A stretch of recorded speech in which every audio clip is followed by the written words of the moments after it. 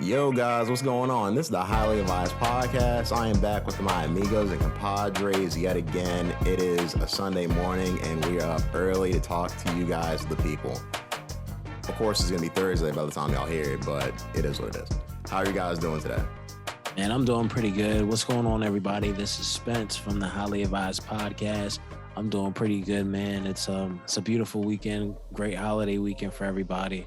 Hope the listeners are actually by the time this comes out, it's already passed.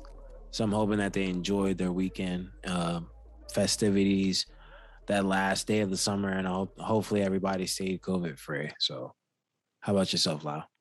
What's up, everybody? It's your boy, Big Cozy, Too Cozy. What's up? It's the mother effing main event. You already know the original bad guy. Yes, sir. It's me. You already know. Live, coming to you live from mother effing Zoom. God is the greatest. Make sure you follow us. Highly Advised Podcast on Instagram. Advise Highly on Twitter. Subscribe to our YouTube channel. Follow us individually. We're here for another great episode 72. You already know what we do, and we're coming in to kill you and your crew. So I'm here, guys. What's up? Figuratively speaking. Yes, sir. Maybe. I'm doing good, though, man. This is episode 72. Yeah, episode 72. It's crazy. It's been a long time. Yeah, it's crazy how far we came. It's been about a little over a year and a half at this point. So, I'm doing good though. Now that you say that, what has been your favorite part of recording all of these 72 episodes? Probably talking to y'all. Yeah. Yeah. Okay.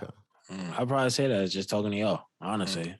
I mean, if we're gonna be honest, like a lot of times the conversations we have here can sometimes be conversations that we would have any other time prior throughout to the week. Yeah, throughout the week or even before. Had we not been podcasting, we would be doing this anyway. Yeah, no, that's true. Very true. Yeah, I think that's what makes it feel easy. You know what I mean? Oh, absolutely. I definitely agree there. Like, how about yourselves though? How about both of y'all? I think my favorite part is just being able to podcast and actually put a creative idea and give it life. And that's my favorite thing about it.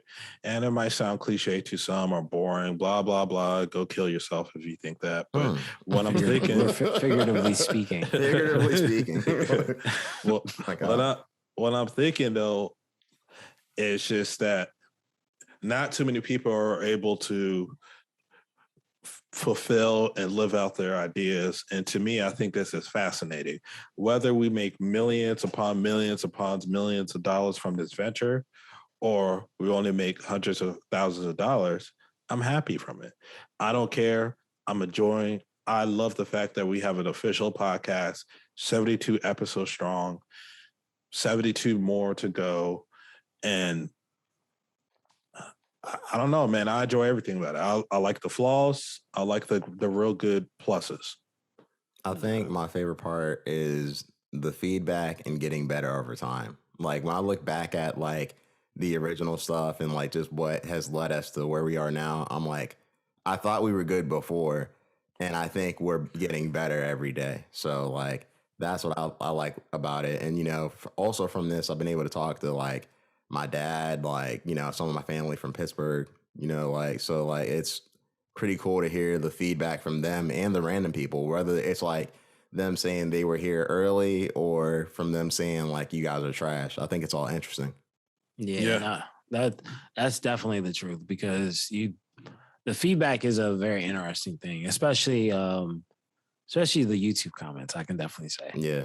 Because especially because you end up having like some very interesting ones. But I don't know, to me, I never take the comments personal.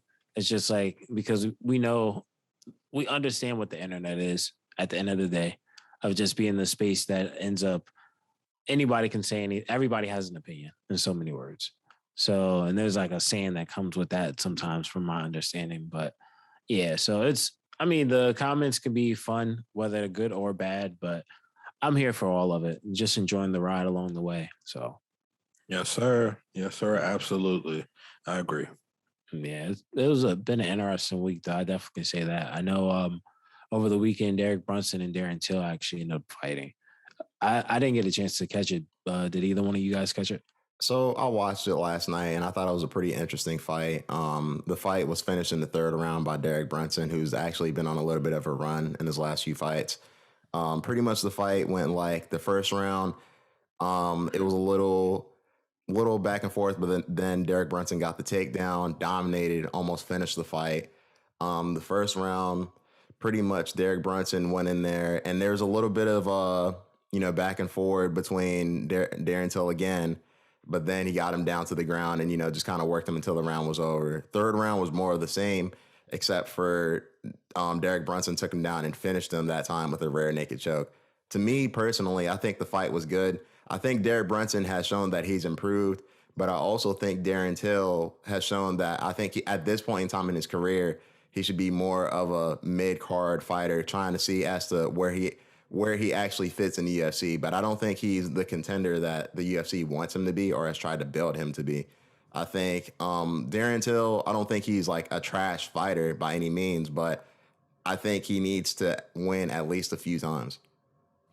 I think Darren Till just needs to switch camps because it's probably one of those situations where like he might be the best fighter at his camp, and there's not a lot of evolving and room for growth, especially to work on his grappling. Because every time you see like training videos of him and all that, and I understand training videos isn't the main source you should use when it comes to how a guy trains. But just looking at his surface level, it looks like that the dude, he's only working on his stand up, and of course he's going to work on show his takedown defense. But as you've seen in the fight with Derek Brunson, it didn't really help him that much. In the second round, he was able to stuff a few takedowns and all that, but at the end of the day, it just wasn't enough. And he needs to go somewhere where they're going to help him with his defensive wrestling, his defensive grappling. Because if you look at it in the UFC, a lot of people in the upper echelon of each division has grappling skill to them and is high level. So I feel like that for him to get over that hump and actually win big fights, because the only quote unquote big fight he's ever won was against Kelvin Gastelum. I don't count Donald Cerrone because Donald Cerrone was kind of over the hill. You know what I mean? And he's also a guy that he's not really a welterweight fighter. He's a lightweight fighter. Yeah, he dabbled in welterweight and he beat some welterweight guys, but the welterweight guys he beat weren't like, they weren't top of the heap guys. So when Darren Till beat Donald Cerrone, I wasn't really impressed because I was like, he just beat a smaller guy fighting in a weight class he shouldn't have fought in. And Darren Till shouldn't have been fighting at welterweight to begin with. He was way too big and cutting way too much weight. So him at middleweight, I feel like that's a good weight class for him. But he needs to go to a camp where it's going to help evolve his game. Or every time he starts fighting upper echelon guys in middleweight, he's going to get beat and washed. And the blueprint is out there to beat him, really. Hey man, we just have to, press him against the cage and go for takedowns, because we know that he's going to be timid on the feet because he's worried about getting taken down. All hope is not lost with Darren Till, but if he doesn't change something soon, we could be seeing him fight for another organization. Yeah, I mean that's very possible. Definitely, if something like this continues. Like I said, I didn't get a chance to catch the fight. So like but I understand that at the same time, like a loss is a loss, and it never helps. Definitely when you're trying to make yourself, if you're still trying to be in the run to hopefully get a title shot one day. So it's something that, like we always say any other time, like, and like both of you guys have said, like you need to go back to the drawing board and figure out what's the best game plan. If you're the biggest fish in the pond, it's probably best to go to the ocean at this point. Like we all see it at any given time with many athletes where they go to this one point of their career where it's like, in order to get over this hump to that next great stride, you have to maybe switch the people in your camp, or you have to go and maybe take it to a different level in terms of training. So it's something that he has to really figure out and think on. But at the end of the day, at the end of the day, he'll learn from it. Hopefully, if not, like you said, we'll be seeing him with another promotion sometime soon, more than likely. I also wanted to give mention to Khalil Roundtree, who had a finish last night, and he kicked his opponent in the side of his leg, and they said he blew out his MCL, ACL. Like, yeah, it was kind of crazy. Yeah, like the finish was good, and I think for Khalil Roundtree, who's shown to be like a skilled striker, he took him out, and I think the win was important for him because he was on a 2-fight losing streak. But the finish was just crazy. Like DC was like, I don't want to look at the TV because like he fell. He kicked him in his leg, his knee buckled, and the fight was immediately over. Like, oh wow. Yeah, like, and they said that, hey, his leg is done. They had him in a cast, like he could not walk, everything. Like it was like a finish in like emphatic fashion. I seen it. Actually, listeners, if you want to see it, it's all over Twitter. And I'm pretty sure you can YouTube it now because there's people posting clips. But I just think that it was a win that Khalil Roundtree did need, like Nacho say, but this win is actually sparking up some controversy, and it's a little polarizing because you have people coming out, even certain MMA fighters coming out saying, "Hey, that move should be illegally banned." Then you have the other side illegally banned. That sounds kind of like crazy, but the move should be it should be banned. But and then you have other people saying like, well, if you start to ban that, you might as well ban head kicks and certain submission holds and other stuff. And when you start doing that, you start to soften up the sport. And then at that point, it might turn into kickboxing. So it's an interesting take on this debate with the oblique kick on the front or the front leg kicks.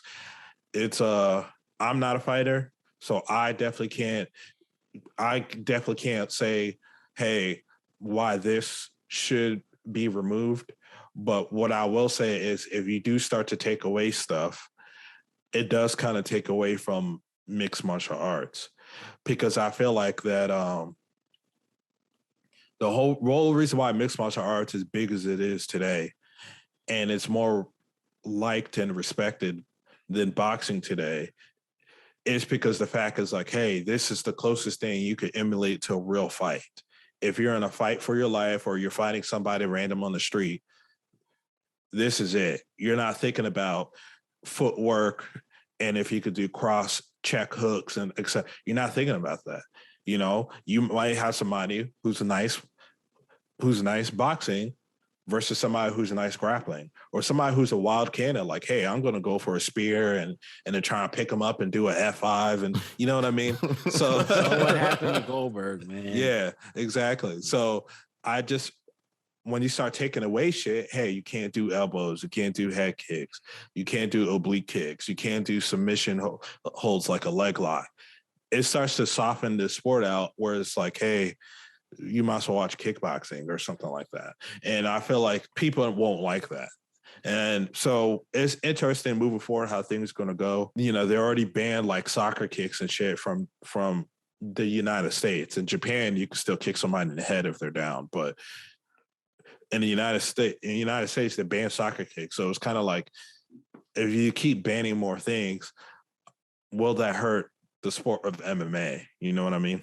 Yeah. I mean, I think I look at it both ways. So one way I do see, I understand it because I agree from a fan's perspective of like, hey, this can it softens the sport by meaning like the interest that I always had for it isn't there as much because what I used to see is not allowed now, right? I totally understand that. I totally understand that, right? But I also look at it from the standpoint of like, from the perspective of if that's what the fighters are asking for, I understand where it's like, hey, something like that, because I just looked at the kick, right? It's a nasty kick that more than likely, if you get kicked with it, if it's done properly, that's probably going to be the end result, like what happened to his opponent. So I understand from that perspective of, hey, if that move is made and is done correctly, what's going to happen is I'm going to end up tearing my ACL or MCL, and now I'm out for maybe an extra year on my career. So I also get it from that standpoint, but it's a tricky situation because, like you said, I care about the fighters and the protection. If the fighters feel as though it's dangerous to them, I totally get it. But at the same time, from a fan's perspective, like you said, it can also it may end up moving me closer to a different promotion just because of that. So it's a tricky situation. But personally, by preference, like you said, I would prefer that it would just stay. They don't change too many rules because, like you said, eventually it just snowballs itself. So yeah, and one last thing before I Nigel, because I know you want to say something.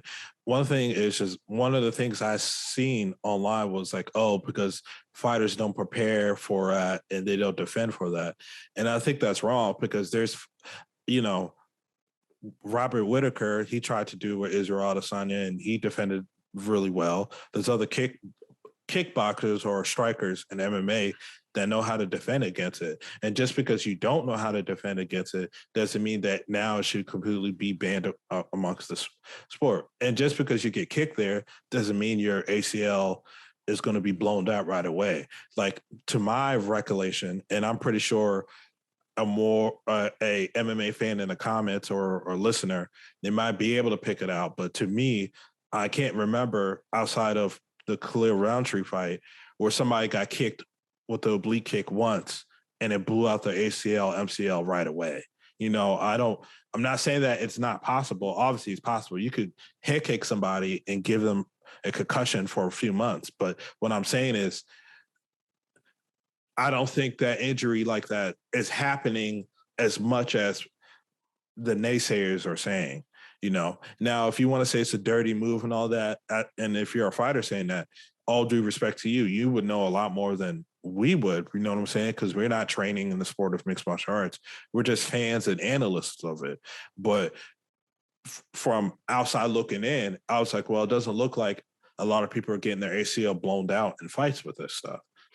Well, I mean, the way I look at it is like kind of like you said, Lyle, like the frequency of what's happening and how badly it's affecting people. Like, if this was something that was happening all the time and it's like, hey, like 90% of the time this move is landed, somebody's getting their ACL and MCL blown out and they can't compete for the next year. And it's just that bad of a move, then yeah, it would have to be removed or dealt with in some type of way. But like in this case, this is the first time I've seen it happen like this. And yeah, it's unfortunate that it happened that way, but it's a move to use and he used it properly. And that's what was supposed to happen. Now, I would hope that if this were to happen more frequently and it affected more fights, it's similar to eye pokes, right?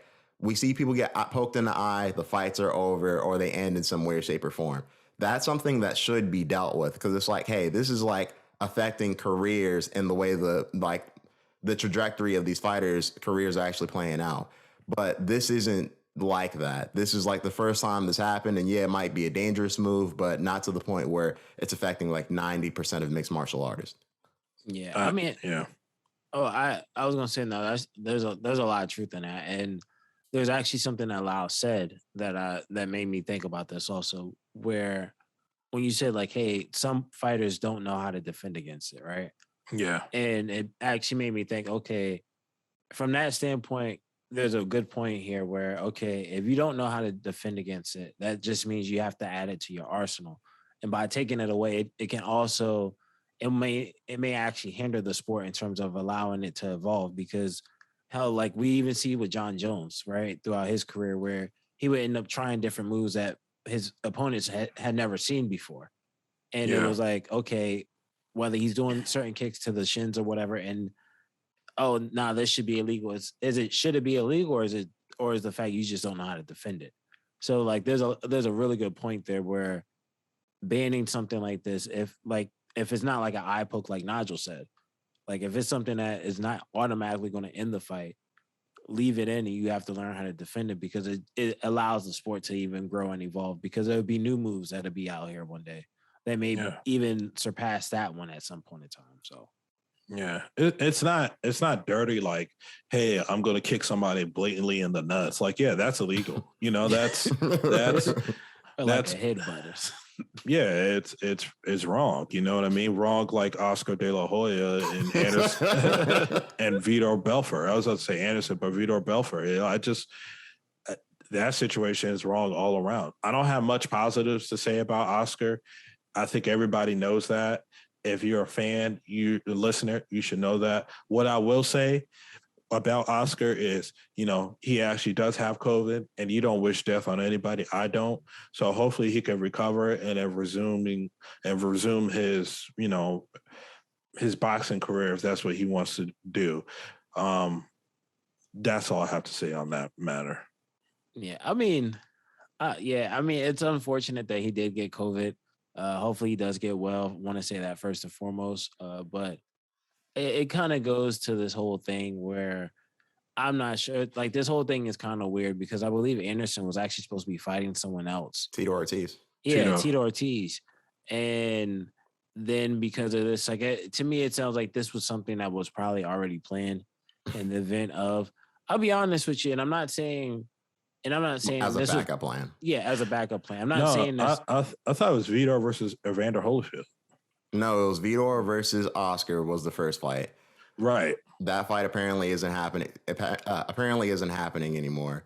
Well, it can't. It can't. It's not apparently. It's not happening. Yeah, it can't. Tito Ortiz was supposed to box Anderson Silva. Correct. And I guess in the background, they're like, hey, why don't we just, let our forces combine and boom, boom. So you're telling me that the Evander Holyfield thing is nothing now? You're saying that was the thing. Yeah, that was the thing. I thought that was the fight. Oscar De La Hoya was supposed to box Vitor Belfort. He caught COVID, so he no longer can fight because he's in a hospital bed right now, right? The backup plan, from what I've seen, was Evander Holyfield versus Vitor Belfort. Yeah. Okay. Yeah. Holyfield stepping in to replace Oscar De La Hoya, who was forced to withdraw from the fight after the testing positive for COVID-19. So hold on, I guess it's Holyfield that's stepping in. Yeah, Evander Holyfield versus Vitor Belfort. So that fight is still happening. Yeah. So I'm not sure what's up with Anderson then, because it's Holyfield is stepping in to replace Oscar De La Hoya, who was forced to withdraw with his comeback after testing positive for COVID-19. So this is from MMAfighting.com. So is Anderson still boxing Tito Ortiz? I mean, I think so. There's nothing I can see that says it doesn't. Okay. Well, if that's the case, then who do you guys have winning those fights? I have Anderson over Tito, and I have Evander over Vitor. As you should. Yeah. Yeah. I'm going the same. I got Anderson and I got Holyfield. Like, I mean, I don't even think there's like really a question in this. I don't think there's really any debate either. Like, these are both fights that they should win. Anderson Silva has always been a better stand-up fighter than Tito, and Evander Holyfield is an actual legendary boxer. Yeah, he's the one that he's the one that stopped prime Mike Tyson more than once, and then he fought Mike Tyson again like last year. No, he didn't. No. That was Roy Jones. That was Roy Jones. Oh, I'm tripping. I thought. Hold on. So I thought Evander Holyfield did one of those boxing bouts also. There were talks of that, but it never happened. Yeah. Oh, okay. Jeez, I'm tripping. I got it totally mixed up then. Hey, look, man. You're not the only one who's tripping. Apparently, the boxing commission that has Oscar Valdez is tripping too. Yeah.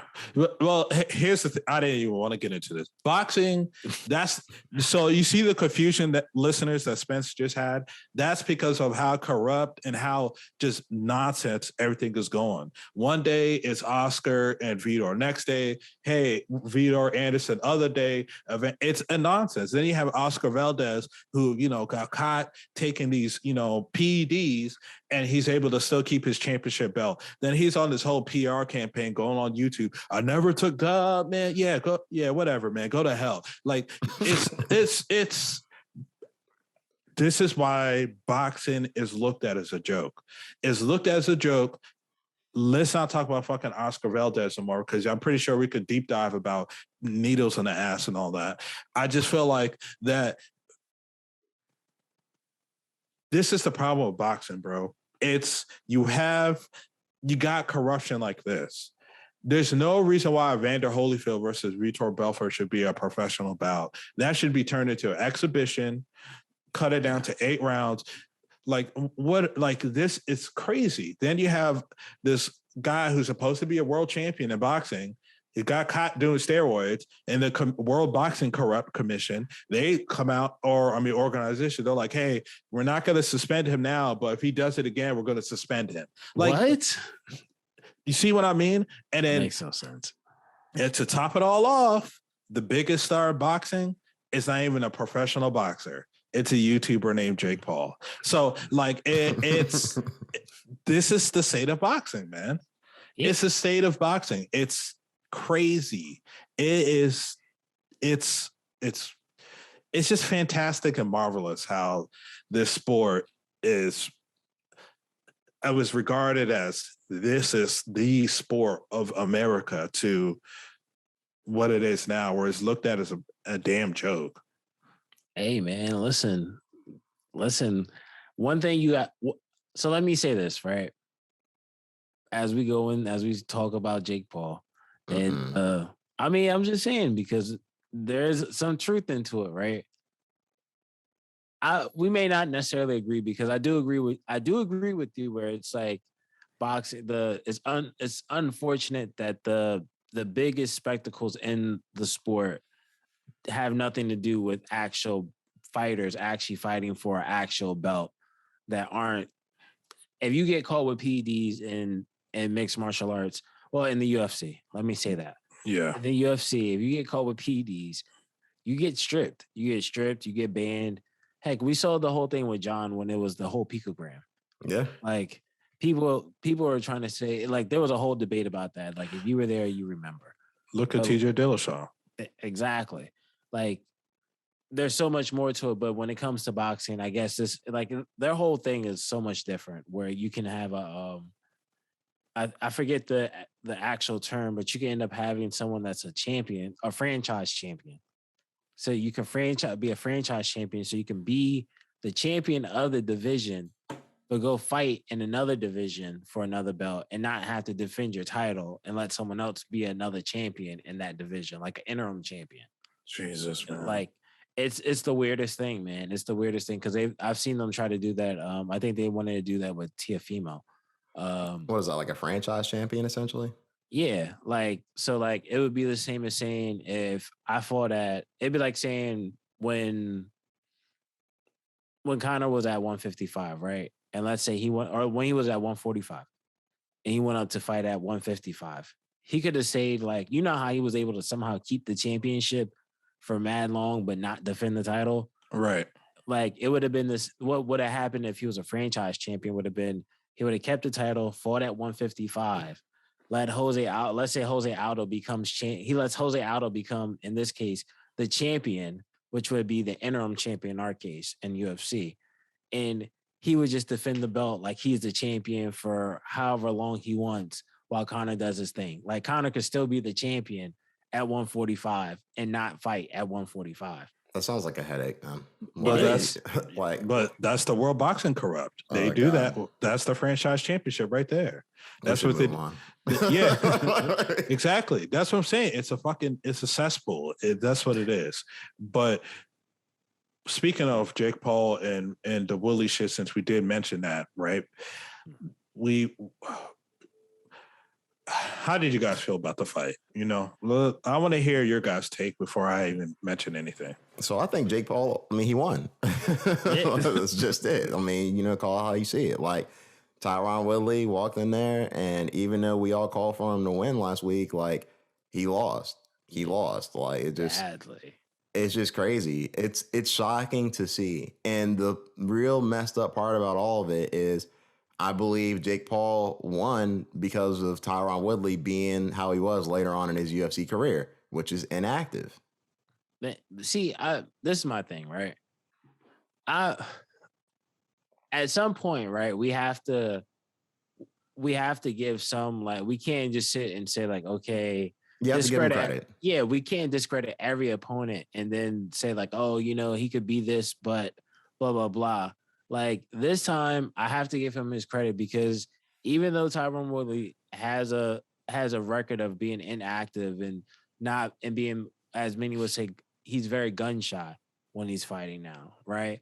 he had moments in this fight within like the 4th and 5th round and parts of the 6th round where he had some explosiveness to him. He was tagging Jake Paul.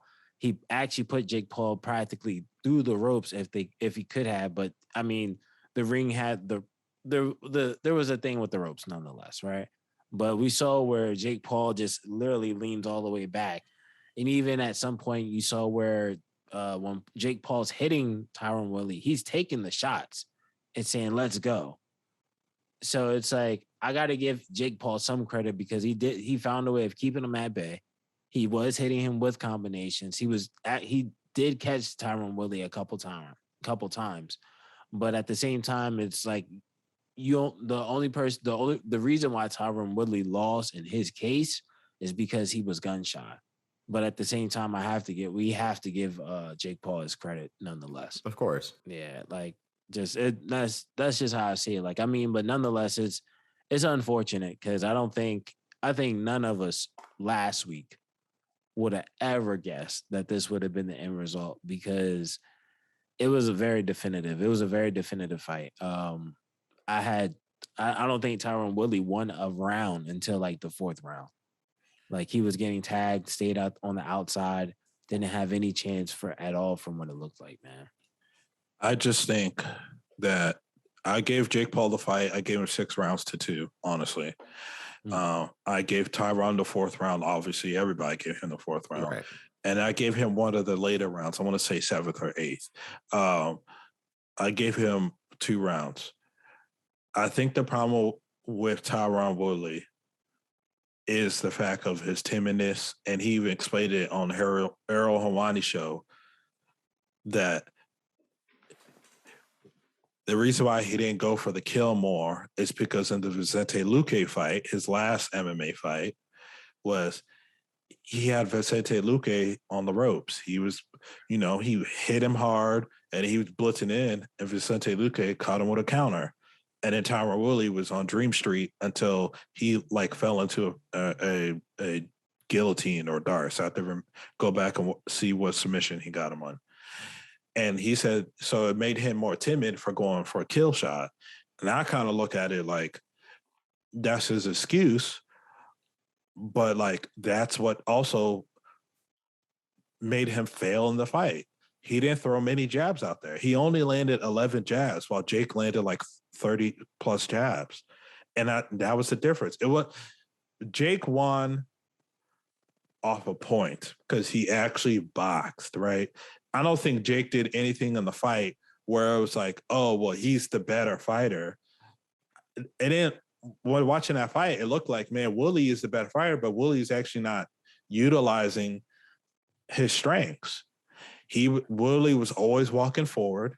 He was always the one trapping Jake in the corner, but he just wouldn't pull the trigger that much. And when he did pull the trigger, and it was 50-50. Okay, he would miss or it would land, but he wouldn't. On the ones that would land, he wouldn't follow up on anything. He'll just be like, he'll stop and freeze and let Jake get out the corner. And I don't get that because I was like, yo, this guy doesn't want to. Jake is not going to stand toe to toe with you. Right. And the name of the game is not slugfest and blood sport, it's boxing. So I get the fact he's not going to, but obviously Jake is respecting your power and your skill set enough where he's on that for all 8 rounds. He was on the back foot. Yeah. He was for all 8 rounds. He was on the back foot, throwing a counter overhand right. He'll do a double jab and a counter overhand right. And then he was doing that the whole fight. And to me, it was a little frustrating to watch Tyron fight because I'm like, dude, what are you doing? Like, why are you? I understand you don't want to get caught with a punch and get knocked out or nothing. And I get that, but be more assertive. If he's more assertive, Tyron could have walked away with a decision. But the fact that he was just so timid and he didn't do much outside of those 2 rounds, Jake won the fight. He won the fight off of points. He won the fight because he was able to land more punches and capitalize on Tyron not throwing anything that much. That's what the name of the fight was. If Tyron threw as much as Jake did, Jake would have lost that fight. And I'm not mad at Jake, right? I'm not a Jake Paul fan, but I'm not mad at Jake because Jake did what he needed to do to secure victory. And Tyron coming out crying, "I want a rematch. You see my face? I was about to knock you out." Blah, blah, blah, blah. And that's the truth, though. And his brother Logan said it best, or it could have been Jake, but I thought it was Logan at the time. He's like, "You had your chance, bro. You had 8 rounds." Yeah, that now the trajectory for Jake is going up, and that's another conversation. Woodley, he's sitting there going on Ariel's show, going on these other places, Instagram Live, begging for the rematch. Yeah, I'm gonna get. You look down sad. You look like you down bad. You know, and kudos to Woodley though. He did get his biggest paycheck of his fighting career, $2 million to, you know, he got a $2 million purse. Obviously, nice. He's going to get more money from the pay-per-view side of things. So he got multi-millions for this fight, and good for him. You know, because he did get his biggest check of his career, despite what Dana White was saying, you know. So shouts out to Woodley for that, and shouts out for Jake for providing that opportunity for him. But I think Woodley, man, if Woodley can't get this rematch, I think he needs to hang it up, because he's not going to be good against a competent boxer. And now if he fights an MMA fighter who's trying to box, Woodley can win, but nobody wants to see that.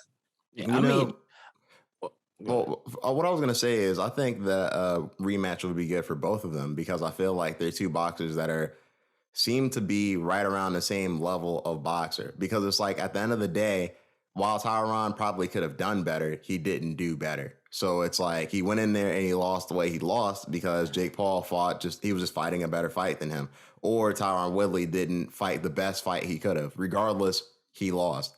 So it's like, to me, I feel like a fight between the two of them could be good, because it's like, hey, all y'all can do is get better, essentially, and y'all are getting better together, except y'all are actually fighting to win. So I think it could be beneficial for both of them, seeing as Jake Paul is trying to get more opponents, and I would think that Tyron Woodley is trying to do the same.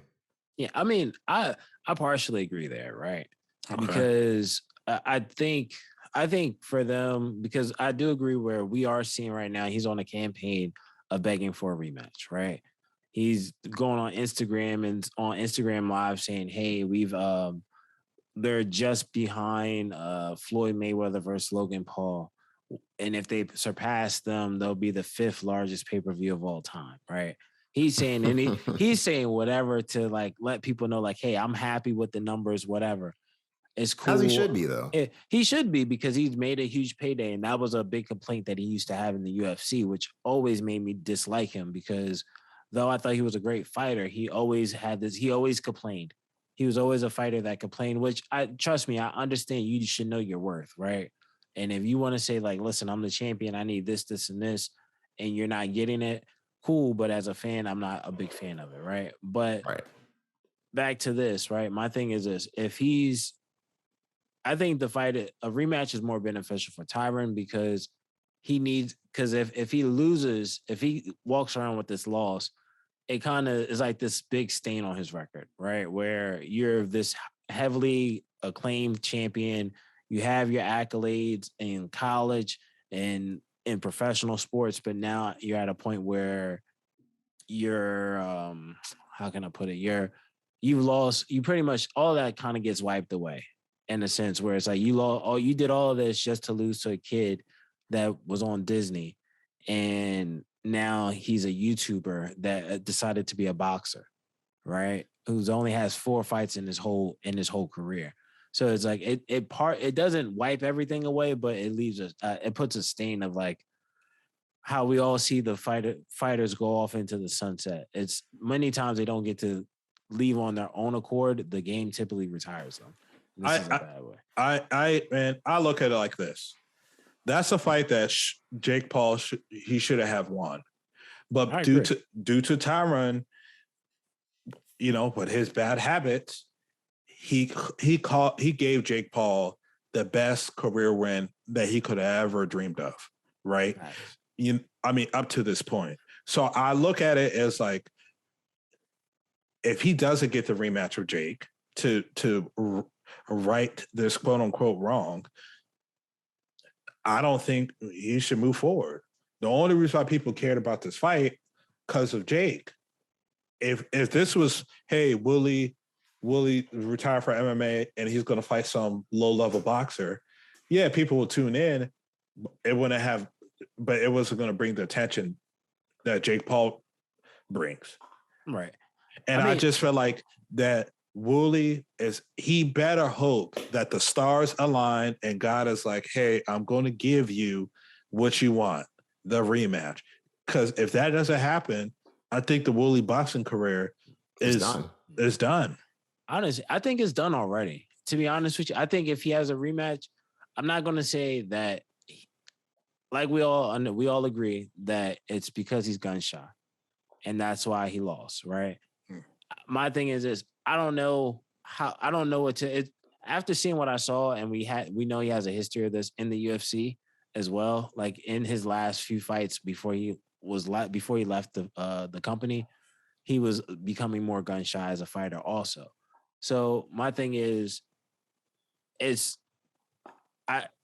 tricky because if he fights a professional fighter, it's like, okay, we already saw you. If you're gun shy with a YouTuber and with people in your own sport, imagine you fighting someone that who's not even big in the ranks, just an up and coming fighter who has maybe 50 amateur fights. He's going to box your head off because no one wants to see it. Yep. And my thing is also the tricky part is that gun shy thing. That's not something that's a mental thing. Yeah. So I agree.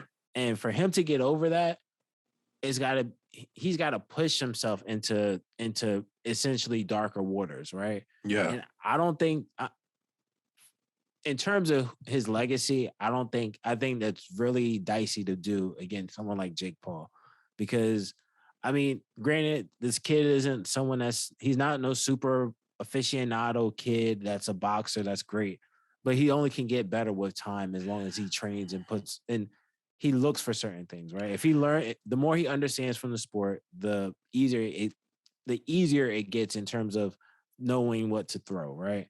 And my thing is this: long story short, in order for Tyron not to be so gun shy, he's going to have to lean himself into maybe being a little over aggressive, and being a little over aggressive could get him countered. Which is what he tried to do against Vicente Luque.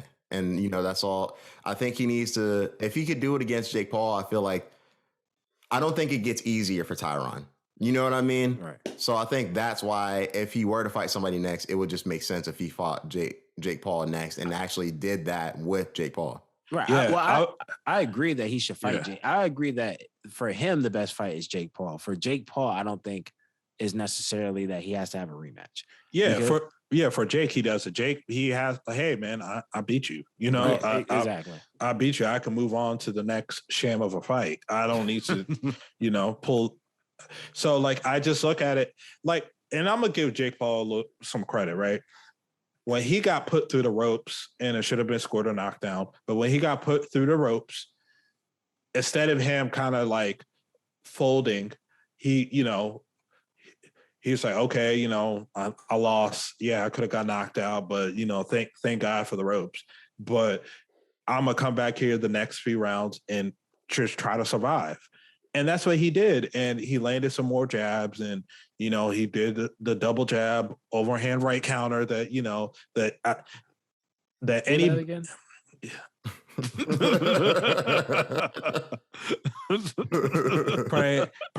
praying for the best. Hey man, I could throw overhand right now. You know what I'm saying? but for Jake, I think that for him, the world is in his hands right now, right?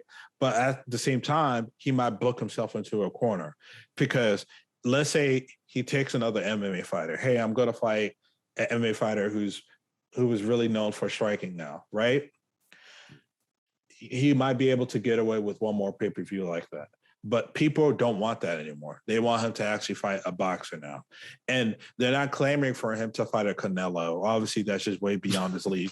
But, hey, Jake, fight somebody who's your level, but who's actually been boxing, who actually boxer. So if him versus Tommy Fury is a good matchup for Jake, because if Jake wants to be taken seriously and not as a scam and sham artist, then he needs to he does need to fight low-level boxers, because if he beats Tommy Fury, right, then now it's kind of like, okay, all right, so we have to take him seriously as a boxer now, because Jake is now fighting and beating boxers his level. Now, he can, and depends how serious he wants his career to be.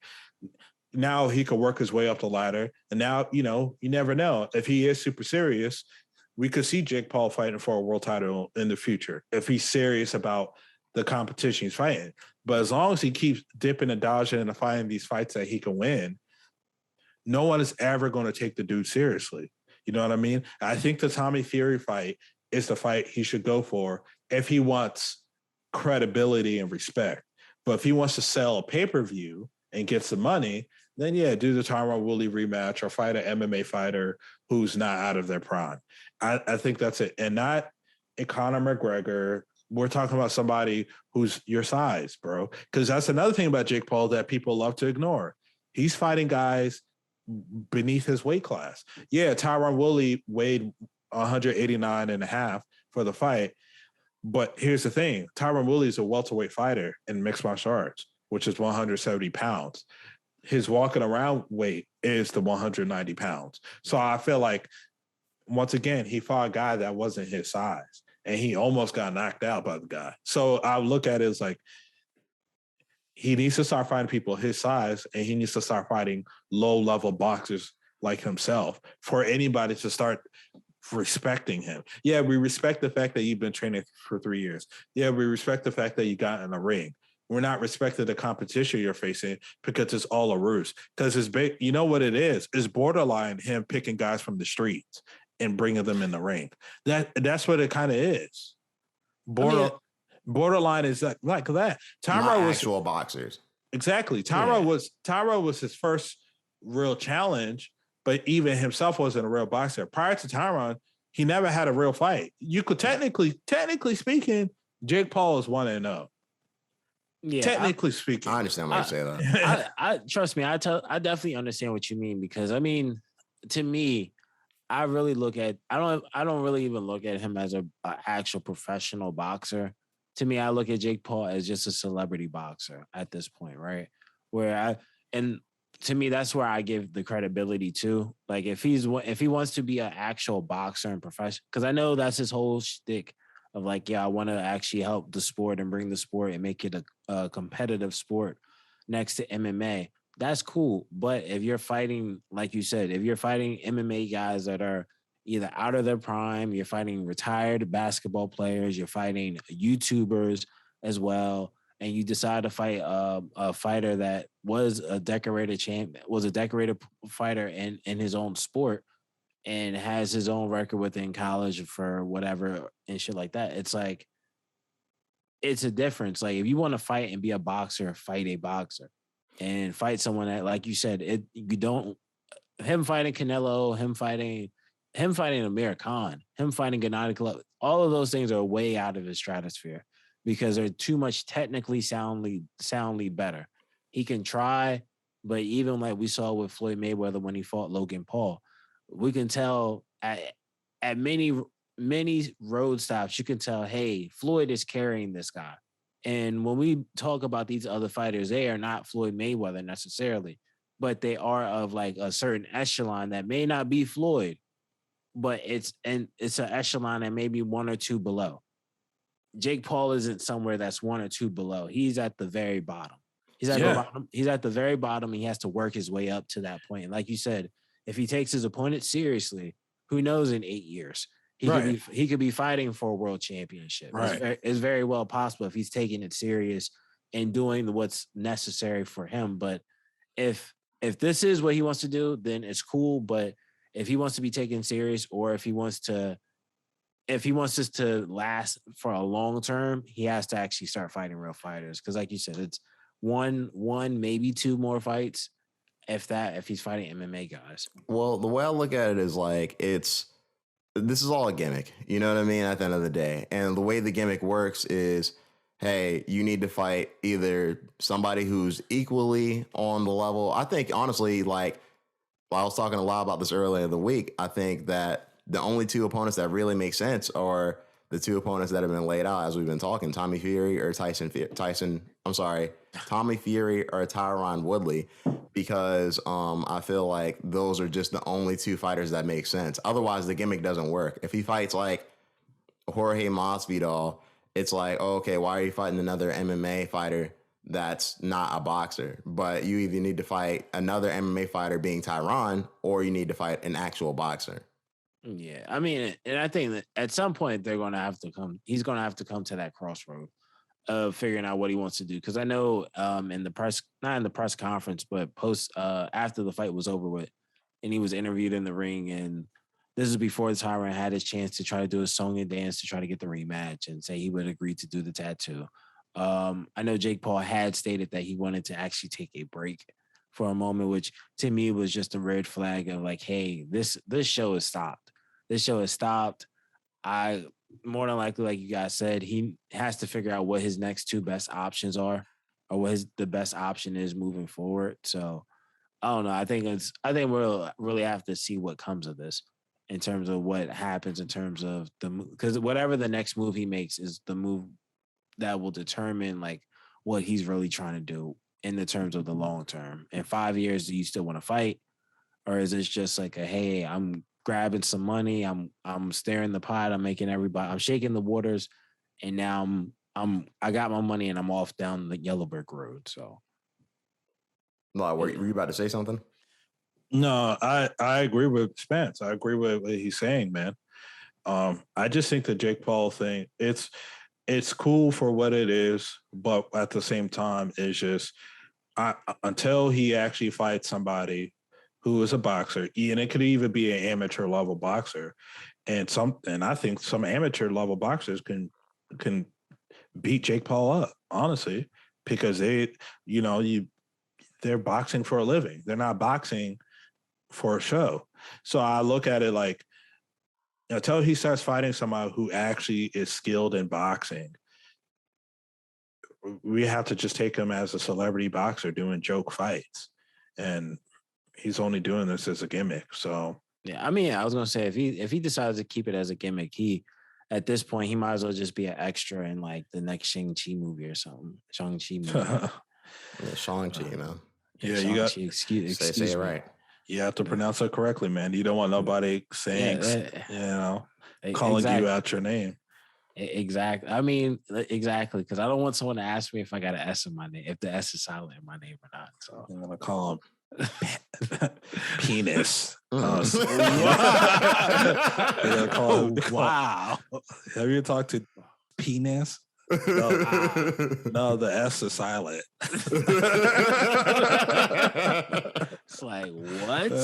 Oh man, you're funny, but nah. I didn't get a chance to check it out, but did you guys have a chance to check out this movie? Yeah, I recommend it, and everybody who's a fan of the superhero movies, or just a fan of the Marvel movies, just this one was a really good one. 2 thumbs up. Yeah, when I saw it, I was just like, okay, this is the summer movie that Marvel wanted to have with Black Widow. And it just so happens that this one came out later. I thought it was a good movie. I thought that it was cool to see them show the Asian culture in the Marvel universe in this way. So I thought it was a nice form of them trying to infuse martial arts into the whole comic book universe that they're building. And I mean, I recommend it, but I'm also into the Marvel movies, so I might be a little biased. Fair enough. It's a good movie, though, overall. I thought it was good. Typical, once you've seen one superhero movie, not a lot of them are different as far as like plot, good guys trying to stop the bad guy. Save the world, you know what I mean? But the way they utilize it was pretty cool, and I wasn't mad at it. It wasn't like copy and paste. It was cool. They did enough different things for it to be its own movie, which I like. That's what's up then. I have to actually check it out. I didn't get a chance to check it out. I know I did see something though, like on Twitter about it, like where I think some people from like the culture that the character is from wasn't actually pleased with it, from what I heard or something. Why is that? I think it was something about from what I heard, like I guess the character wasn't accurately depicted. I'm not sure if it was just in terms of the culture of the character or if it was just the storyline itself. I mean, if you're talking about storyline, I can understand why some people say that, but here's the thing with like the comic book movies, right? Right. This one, comic books are almost never going to be 100% what the comic book is. Two, this isn't the comic book universe. So it's okay if they go a little bit away from what the original source material was. It's, I think the perfect example of going away from the source material in a bad way is Black Widow. I think they made the changes that they made to certain characters work for the movie. Mm, okay, I get what you're saying. Like, I mean, that makes sense then. Like, it essentially is just that they have more room. They have more room to play with. They just did it better. Right. I think like when you're making a live action adaptation of anything fiction, especially from comic books, cartoons, or animation or anything like that, people have to realize, yeah, this is live action and we're evolving fantasy, but we have to also make it as this, if the real world had this, what would it look like in the real world? If it's not going to be accurate to a real world perception, then it might as well be a 3D animated movie. And that's not what Disney and Marvel want to do. They want to do live action. And what they've been doing is very successful, which is why every time their movies come out, it does 9 figures or above. So they know the formula. And I look at it as like the movie Shang-Chi isn't a movie to be like, hey, this is a movie to represent Asian culture. It's just a movie to be like, hey, we do have Asian superheroes. We do have the thing of martial arts. And here's one of our characters that we want to promote and display. You know what I mean? And now I'm not Asian. I'm not part of the Asian community. Nothing against the Asian community or nothing. I'm a big fan of a lot of Asian things. But what I will say is just like Black Panther, and we all can attest to Black Panther because we're all African American, right? I just look at it as like that movie wasn't like, hey, Black Lives Matter type of movie. It was like, hey, this is an African hero. Check this African culture out.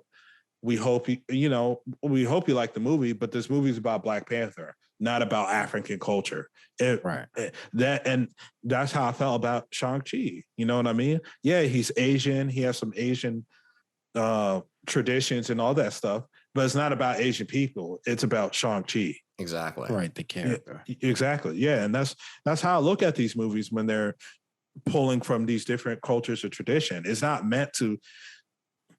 It's not a movie about the tradition or culture. Right. It's about the character. Right. It's not an agenda thing. Exactly. Right. And I mean, that makes a lot of sense. I can agree to that because I think, I think sometimes things can get caught in the crosshairs when you have when it's depicted perfectly, right? When we look at like how you refer to like the Black Panther, where I know Ryan Coogler said he actually went to like certain countries within him or people in his team were like doing research on certain countries within the continent of Africa to actually pull from those like authentic cultural backgrounds to actually apply within the movie. Right. But at the same time, like you said, it wasn't the focus of the movie. The focus of the movie was the characters. Right. It just happens to be that the character and the environment and the setting is in Africa.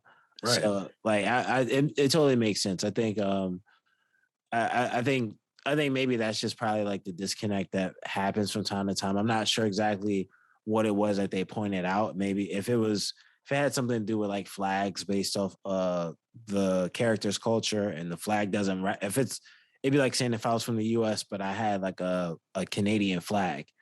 If my character was a US character, but it had a Canadian flag, I could understand that being disgruntled about. But if it's something not like that, then I totally understand. Like, hey, like you said, Marvel does have they have a blueprint to this at the end of the day because they're wildly successful at doing this. So I just look at it. I thought it was a good movie too. I just look at it as like, hey, as long as they weren't doing anything racist or prejudiced, to these cultures and traditions. I just feel like, hey, you know, get off. You got to get off your high horse. You know what I mean? You know that I once again, I'm not Asian, so I don't know all the Asian stereotypes or all the offensive terms and stuff that an Asian person would notice versus us being black guys. You know what I mean? Black men, I should say. So I'm not going to be as aware to that stuff. But from the outside looking in, from watching that movie, I didn't see anything offensive or stereotypical or anything racist to that. And like me being online, like going on YouTube, because there's a bunch of people on YouTube that does video breakdowns of these movies and stuff. Nobody has mentioned anything about anything offensive, you know? So I just looked at it, it was like, hey, this is a good movie. And it was an Asian superhero. And I liked it. Yeah, I mean, hey, I guess maybe it might have been one of those things that might have been like a small trend on Twitter or something. Then I'm not sure where, but I think at the end of the day, like when a movie is good, a movie's good. And I think culturally speaking, like I think when we look at like different cultures, I also think of like cultures like the culture of New York, right? Okay. And I'm not sure if you saw, but like coming up soon on the 14th next week, we have Ja Rule versus Fat Joe in a versus. Any predictions? I think Ja Rule's gonna win. I think Fat Joe is the better rapper between the two lyrically, but I think far as songs and hits goes, I think Ja Rule has it. That's just my take. I think he should have enough in the arsenal to be able to take down Fat Joe. I mean, that being said, Fat Joe, I think is going to make it interesting, but at the same point in time, like, I don't know. I think it's going to be a little closer than what I expect it to be. Yeah, I mean, I'm actually on the other side of it. I actually got Fat Joe. Really? Well, yeah. I think. Don't get me wrong. I think Ja Rule has like some hits from his time, this goes back to the whole thing with like what we saw with Dipset versus the Locks, where granted that was a lot of in terms of showmanship as well that helped in the winning in that situation. But with this, I look at like what Fat Joe has, like he has hits and he has classics that though we have Ja Rule that have like the Shanti songs, the songs with Murder Inc., with other artists on Murder Inc., and even some with like DMX or J Lo or Jay Z. Definitely not 50 Cent. I think Fat Joe has a lot of those records because then we're pulling from Pun, we're pulling from the Ja Rules, we're pulling from he never did. I don't think he had something with Jay-Z, but he also has like Fat Joe also has like hits. Like when Lean Back comes on, I know I'm going to. That's a point. I don't think. Go ahead. No, Lean Back is definitely going to be more than likely a point for Fat Joe, but I just don't think he has enough to take on Ja Rule. But I can respect that. We're gonna have time to see if your prediction is right, though. You know what I mean? If I'm wrong, hey, listen, just like we were wrong when it came to the Woodley fight versus Jake Paul. You see how you try to lump us in how we were wrong. Yeah, I was about to say let's talk about some of your predictions, man. Yeah, hey man. Let's talk about it because let's talk about predictions. You was definitely wrong. No, come on. Don't do that. It's on record. It's on record. Yes. On record. Are you listening back to it today? Yeah, on record. Initially, I said it'd be like 5 million. I said that. No, and then you said Diamond, bro. You said Diamond. Diamond. Cool. I said Diamond, but at one point, I slowly worked my way down because I definitely to like said, 2 to 3 million. Yeah, 2 to 3 million, and I was absolutely wrong. I think Nigel might have been the only one that was like, oh, he'll barely crack 1 million. No, but even that prediction was wrong. Like we were all wrong. And for the listeners, what we're talking about, so this way they're like, hey, what the hell they're talking about? We're talking about the album of the week. Drake released Certified Lover Boy, and everybody's talking about it, and there's a lot to say on it because not only the album itself, but things surrounding it. But one of the main things, since we're talking about it right now, to lead into the topic, is the album sales. I've seen 3 projections: 575,000 week 1, 625,000 week 1. And the latest one I seen on Twitter was 750,000. That seems the most believable. So these are the 3 projections. Either way, he's going to go week 1. But Drake didn't go platinum. Now, that's week 1. Now, there's not wrong with that because in today's streaming age, it's a lot more difficult to go platinum and everything. But it doesn't mean that you're a flop or anything, because him doing 625,000 or 750,000, if that's actually the case, it just goes to show he's still the best artist in the world when it comes to sales in all genres, because there's no other artist this year that's touched that. I think the number one rapper this year, not number one rapper, but the number one selling rap album this year, which was like the Moneybagg Yo album, which is sitting currently over 700,000. His week 1 numbers was nowhere near close to that. You know, actually his week 1 numbers got even crushed by Donda, which was 325 week 1. So I look at it as like Drake there's a reason why he's the number 1 rap artist when it comes to sales, and he's done it once again. But because he's selling extremely well, and it looks like he's going to be selling well for the rest of his career, does it equate to the quality of the album? The album, however, is kind of split amongst the people.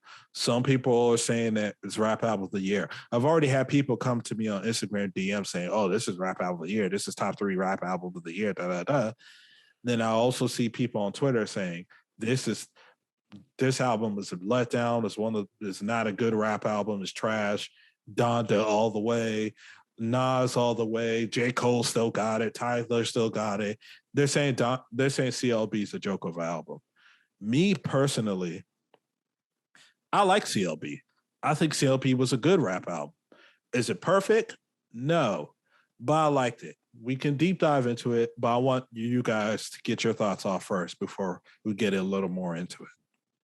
I mean, I look at it like this. I think if I want to first say congratulations to Drake. If 750 ends up being like the actual prediction and that's what he actually hits, that's a positive, because any of the other numbers, it still shows that he's still, like you said, the biggest selling artist, but it also shows like there is like a slight drop and is not in his sales. It's not a lot.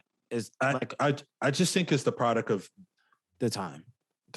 Why it's like that. Yeah. Because if this was like still the 2012, 2013 era, he would have been platinum. Yeah. Oh, absolutely. I agree with that. And I think, and that's the thing where I think, because I mean, we still had streaming in 2019 or 2018 when Scorpion dropped. And I think there was a lot of hype surrounding that album as well, because I think the rollout that we have, especially coming in the last week as certified, as CLB came out, it was somewhat similar to what we had for Scorpion, but it was a lot more added to it in terms of just from the ESPN thing, which I was completely wrong on, to like just any of the other stuff that he had coming out, whether it be artists or some of the other billboards. And even there was also a very interesting moment during the week. I'm not sure if you saw, but the picture where they had Donda, there was literally places where there were Donda and CLB billboards side by side with each other all through the street. Like, which, I mean, we'll kind of get a little bit more into like that part of things as we kind of talk about this album. But I think that also helped. And that also was like a very interesting part about this rollout for this album. But there was a split with a lot of fans, like you said, where we had people that like it or disliked it. Personally, to me, I like this album. I like this album. I don't know where I put it at in terms of like on his list of Drake albums, but I know it's definitely, I'm not going to say it's the album of the year. I know it's going to definitely be in the conversation. It will be in that conversation for most people for multiple reasons. It's a good album for one, but then also it's Drake. So I think I think the reason why some people aren't a fan of this album is because everything that surrounded this album kind of throws you off when you actually get into like the subject matter on the album, right? Because in the album, it's a lot. This is probably much more of a heavy rap album for Drake. It's And yeah, I agree. I agree. It's much more rapping than but then I don't know, man. Compared to Scorpion, it's kind of like but Scorpion was a double disc though. Scorpion was a double disc, and technically speaking, this album had more rapping than Scorpion did. But what I will say is this: like this album, when somebody would say like, "Oh, this is a straight up rap album," I disagree with it because there was quite a few singing songs. Yeah, they were. Me and Nigel was like, "Yo, man, how did you feel about the Caribbean song on there?" I was like, "Yeah, that's." I don't think anybody was expecting the return of Caribbean Drake on this album. I can tell you for sure, I was not. I mean, I think. Listen, man. That's just a permanent place in his repertoire now. Yeah, it's always been. It's been a. Has it always been? It's been for a while. Always been. It's been for a while now. Okay. It's been for a while. I agree for a while, but not always. Yeah, not always. I'm talking about like we're going. You can probably date back before Passion Fruit, probably, because like he had certain vibes on Views. He had Views was the start of it. Exactly. I agree. Yeah. So, but that's like what? That's well, I mean, granted, that's like what's that? 2016. Yeah, it's not overly long ago. It's like 2016. Maybe a little prior. It might be 2015, I think, maybe. You know, it's crazy because so I understand why y'all call me the Drake hater now. I really had to like take like a really I'm glad you found out about yourself. No. just hear me out because the reasoning, it makes a lot of sense, you know? So listeners, people who pay attention to the podcast, if you follow us on Twitter, follow us on Instagram, you'll know that, you know, we do post things. However, this Friday when Drake came out, I saw 3 posts, not only from the Twitter, but also from the Highly Advised Instagram. We were on it. And you want to know why? It's because of this guy, Drake, and the album that he posted. It's there. I saw it. I listened to it, obviously, because we were here. And I liked it. I thought it was a good album. I didn't think it was bad. I think the reason for people hating on Drake with this album, because I think that's essentially what it boils down to, is that he's getting a little bit of hate, is because I think this album sounds like a Drake album in the way that a lot of people expected to hear it. But I don't think it's necessarily bad music because of that. I think there's actually a lot of good songs on here. But I think that because of the time right now, for whatever reason, I'm not sure what exactly people were expecting, because on one hand, it's like we got Drake sounding like Drake on a Drake album. On another hand, it's like, oh, okay, he's not moving with the times. But it's like, I mean, is that really the case if he just sounds like himself? You know what I mean? Like, I don't necessarily think that's a bad thing. I think over the next few months, we're going to see that sentiment change, and people are going to be like, hey, this is actually a really good album, because it is a really good album. You know what I mean? And I think it deserves to get the credit that it deserves. Now, that being said, I understand the hate, because I feel like if you were expecting something different, which I don't know why you would, then this album isn't going to do anything for you. Like, you know what I mean? This is a Drake album through and through. It sounds like he had 40 and everybody else all over this shit, and he was listening to it with his camp for a while. I personally enjoy that. I don't have a problem with it, but that doesn't seem to really mix the general consensus. Yeah, I think. Go ahead, Spence. You beat me to it. Go ahead.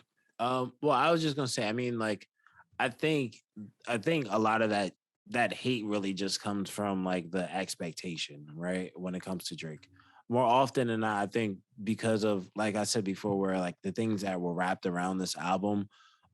Definitely in the terms of like the title itself, Certified Lover Boy. Then we seen him actually like reenact the Take Care cover, which is deemed by many of his fans as like his best album, right?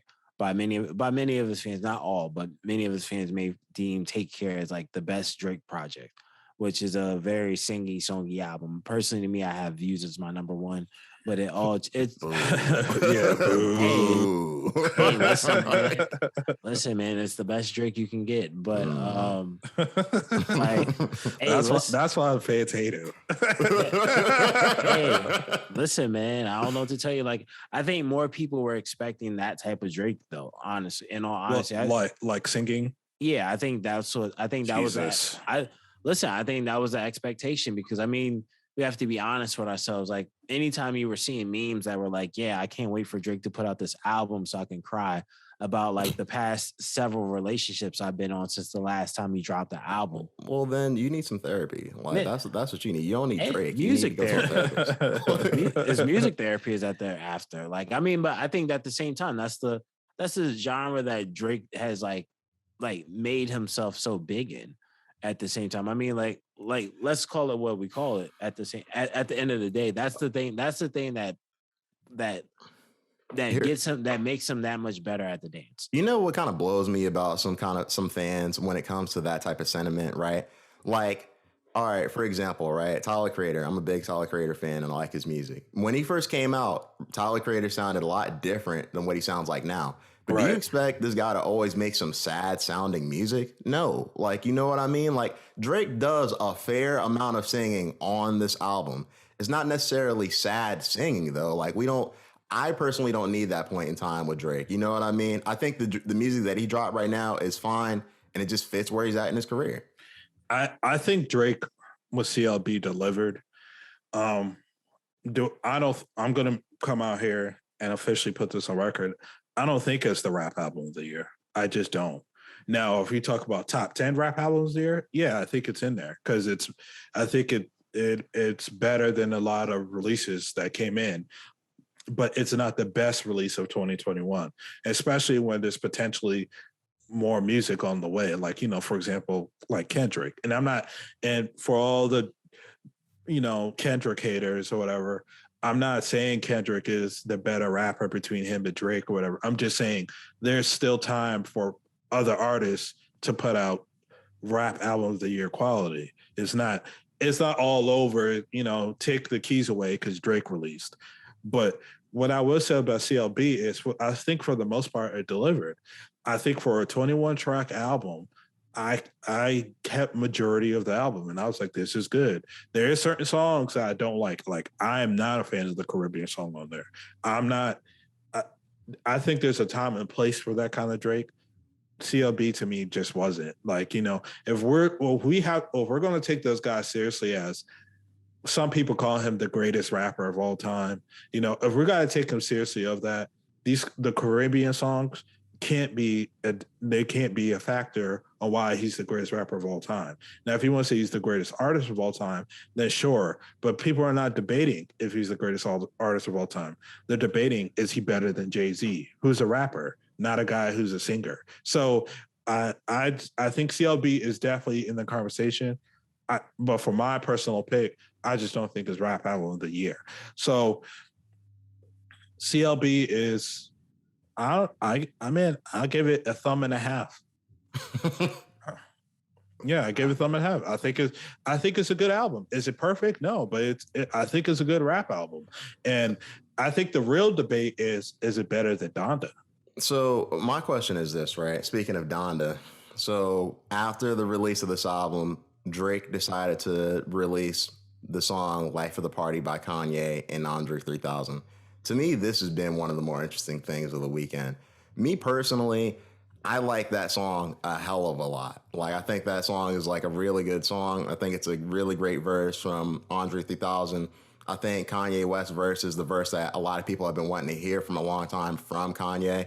So, like, when I heard it, I was just like, damn, like, one, to me, when I hear it, I don't really understand Drake's logic as in putting it out, because, like, it'd be one thing if you put out this song, which is meant to be a diss song, at least a decent portion of it is. Why would you put out this song that is super dope? It'd be like if it was trash, okay, I understand why you put out a Kanye West song that's trash, but you put out a song that's dope, that's dissing you, and I'm just like, okay, well, Kanye West doesn't really have to do anything because you essentially play. It would be like if we were in a fight and I saw you throwing a good hook at me. And I was like, you know what? I'm not going to do anything. I'm just going to let it hit me. You know what I mean? And it's like, why would you do that? You know, like you could have just completely avoided it and kept it in the tuck, but instead you put it out. And it's like, it seems like the general thought on the song is, wow, this is dope and we need more of it. I just think that, yes, I agree. It backfired on Drake. But I think, and this is just my theory, I think Drake put that out because I don't think, like I believe, he doesn't take Kanye seriously from a beef standpoint. And I think when he probably heard that song, he probably looked at it as like, oh, this is a joke. Nothing ain't going to happen from him. Watch me put this out. I'm going to have a lot of people agree with me. And unfortunately, it just backfired on him because people are like, hey, this is better than the whole CLB. Then you have people that are like, hey, this is, I like this song. I want to hear more of it. So I think that was an L for Drake for sure. But I think that's why he put that song out, because he probably thought, hey, everybody's going to join in on laughing with me at this song. Yeah, I mean, I actually see it differently. To me, I think this was like a really smart move by Drake personally. Kanye had came out and was verbal about, hey, if you diss me on your album, I will have something to say, right? I do agree that I think this is an amazing song between that Kanye and Andre 3000 made. And it's a song that made, just like I live with the same sentiment as any other fan, like, hey, I want to hear more music like this from Kanye West. If Kanye West made an album like that, if he put out an album like that this year, it would have easily been like an argument for possibly the number one album of the year, honestly, just because it would be in that conversation. But I also think the thing is, because on CLB, we haven't really spoke on it, but on CLB, Drake does diss Kanye West on 7 a.m., right? And 7 a.m. as well as a couple other songs, he takes shots at Kanye West throughout the album. We know at that point, you already know, okay, this is more than likely going to be the next move that Kanye's going to go for. So instead, it's like, hey, I'm going to show your hand. So because I think if this had came out as a diss record from Kanye West, this would have the impact of it would have been so much more versus we're not talking about this most people are not talking about this as a diss record. Most people are talking about this as this is a great record. This is a fire song. I like the song. No one's thinking, because when people talk about it being a song, they're talking about the beat, they're talking about the style of rapping, they're talking about the subject matter. Right. And not necessarily about like any other time when Back to Back came out, when Pusha T dropped Son of Adidon. Heck, we can go back to 300 Bars and Running to 50 Cent. This is so on and so forth. There's always been this thing of, hey, did you hear what he just said? Oh, I got to listen to it again because you're listening for the diss. In this case, it's like, I'm going to drop your song. What I dissed you. I know you're going to diss me back. This is the song you're going to diss me with. I'm going to drop it. It'd be the same as like how you said with the fighting thing, right? If I see someone coming with I know he's going to hit me with a right hook. I'm not going to sit there and wait for it, but I'm going to call it like, you about to throw that hook and step back. Now you miss your shot. And it already throws you off because it's like, this guy saw it coming. So it's like, you see what consequence. That's a little fantasy though. I mean, is it fantasy or you tell me how many MMA fights you've seen or boxing fights where somebody's throwing it, and then you say, you're about to throw a right hook, and then they just miss it. I'm not saying in the most literal sense. I'm talking about in terms of the example that Nigel used. Well, here's my thing though, right? What I feel like what you're saying would make sense if the song wasn't good. But the song is really good. So I don't understand why you would put out this really good supposed diss record about yourself. You know what I mean? Like, it doesn't really do anything for him that's good. Everybody likes the song. Everybody likes what Kanye West had to say. So it would be different. Like, if he put out something that was bad, I would understand, because it's like, okay, we put it out so A, we can laugh at Kanye, or B, so he can put out something that's way better than that. But here's the thing. The song's really good and has a really good verse from Andre 3000, regardless if it has anything to do with Drake or not. So what Drake is now going to essentially put out a diss song to a good diss song for Kanye West to diss him back? Like, what incentive does Kanye West have to say anything? At this point, everything that's happening, while it does have to do with Kanye, isn't from Kanye. So why does Kanye have any reason to do anything? This is all being manufactured by Drake. Well, that's the thing, though. It's all being manufactured by Drake. So now we're at a point where if Kanye doesn't do anything, Kanye never had. There's Kanye. But why does he have to? Kanye doesn't, because Kanye hasn't put out a diss song. There's a diss song that's out that was released by Drake, yes, but that diss song at the end of the day holds no weight. It's not. No one's talking about this as a diss song. We are talking about this as a good song. At the end of the day, if Kanye West was releasing this as a diss song, then yes, then it's like, okay, this is a hot diss song. This is a hot song.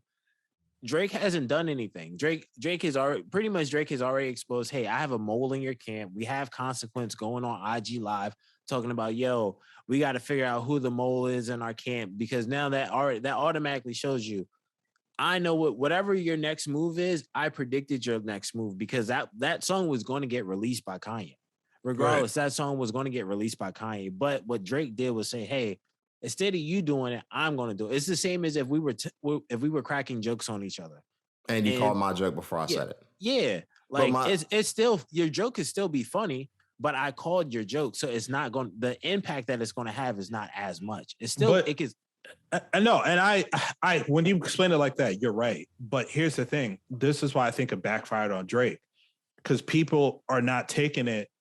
People still enjoy the song a lot, to the point where they think Drake took an L on this. They're not saying like, oh, well, Drake beat him to the punch. They're like, Drake, you just gave yourself an L. People are saying, more than the majority of people are saying, oh, well, this song is better than anything else, Certified Lover Boy. Or Donda. Or Donda. So like what you're saying isn't entirely wrong, but to the masses and to the majority of people, they're not looking at it like that. They're looking at it as like, well, Drake just gave himself an L. And I think with people looking at it like that, I think at the end of the day, it didn't fulfill Drake's goal of what he was trying to do. Here's my thing about it. Well, I don't think he was trying to give Kanye a alley-oop. I don't think he was doing this to help Kanye. He did. Yeah, but he did. That's what this comes off to me. I don't think he intended to give Kanye a positive and something good, but he did it with his bad intentions. So I have a question. All right. So with that being said, this song has came out. We think this is a great song. Yeah. Great song, not diss record, just a great song. Right. So how do you feel now if Kanye West puts out another album? If, let's say, Kanye West, when he puts out his whatever albums he puts out next, right? He doesn't put out anything that sounds like that. And it still goes in the Kanye fashion of on the left, going towards the left. What will your reception be from Kanye, knowing that he made a song like this now? It wouldn't matter. It wouldn't matter because Drake put this out. So if Kanye I'm not talking about Drake. I'm asking you, how would you feel about if Kanye put out music that doesn't sound like that? I understand what you're saying, but the thing is that because Kanye West didn't put out this song that we all like, it doesn't matter if Kanye doesn't put out other songs like this that we like, because he never put this song out, quote unquote. Drake put it out. So if Kanye West put out 3 more Dondas instead of this, it wouldn't matter because he didn't put this out. It leaked. You know what I mean? From Drake specifically. So it's like, it'd be different if the shit was just online and we were like, wow, we really want this. Drake put it out. Drake put out this good song on his radio thing. So it's like, that's the way we see it. Drake introduced us to this great sound from Kanye. So here's the thing, right? Let's say Drake decides to release a diss song back to the song. It's like, okay, well, one, it has to be either better or just as good as a song that you just put out from Kanye, or because it's like, if it's not, then it's like you essentially manufactured your own L again.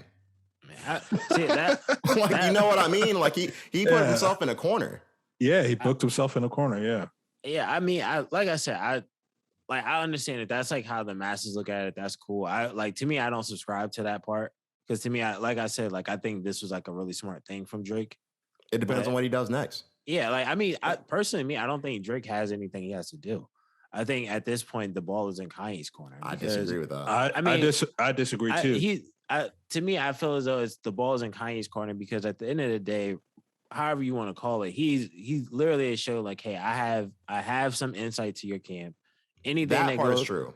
Anything that goes on, if anything you're plotting on, anything you want to try next, I have a mold that's in your camp. So it's like, why I don't have to do anything. Even if I put out the song, you guys love it. Y'all say I lost. I took a L. I just also showed to this guy anything that you think, and whatever your next move is, because I look at this all like chess. Whatever your next move is, I'm going to find out because I have a mole in your camp. So if it's from that point of view, then that's very smart because then he's planting a seed of doubt in Kanye. Right. And that is very smart. But now, I mean, because now we're getting away from the music. Now we're talking about personal shit. Right. I think like, does he really want to play a tit for tat type of thing with Kanye, with a guy who's much more richer than him? And you know what I mean? And who has the same access to shit that he does?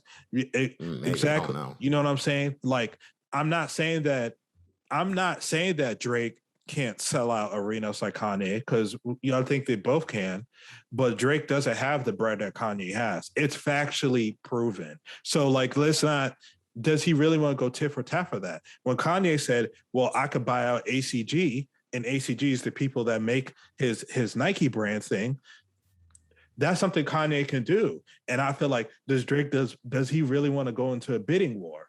You know what I mean? Because in Forbes list, every year we see Kanye, we don't see Drake on the Forbes list. We know Drake got bread. You don't have your own commercial airplane. You don't have the embassy that he likes to call without money. We get that. He doesn't have Kanye's money. Every list that you look at, top billionaires in the music industry, Drake is not listed in that. And as you know, Spence, as a person in finance, somebody who's a billionaire really got bread. That's not something to laugh at or be like, oh, that ain't nothing. No, that's a big deal. So I feel like, yeah, Drake, he could do that and all that stuff. But if you start making it personal where it starts becoming business oriented or money oriented and all that stuff like that, I'm like, is that a battle that he really wants to explore? Because I'm like, Kanye, it seems like Kanye has more resources than Drake at the end of the day. And so I feel like, yes, the fact that Drake was able to leak a diss before Kanye, yes, that looks good in Drake because it looks like, hey, I have strings that I can pull. But at the same time, in the long run, is that a battle he's willing to go downhill with? But I honestly, I wouldn't be surprised if he is. And I only say that because I mean, let's be honest. What is this all rooted in? This is all rooted in this whole thing about his son.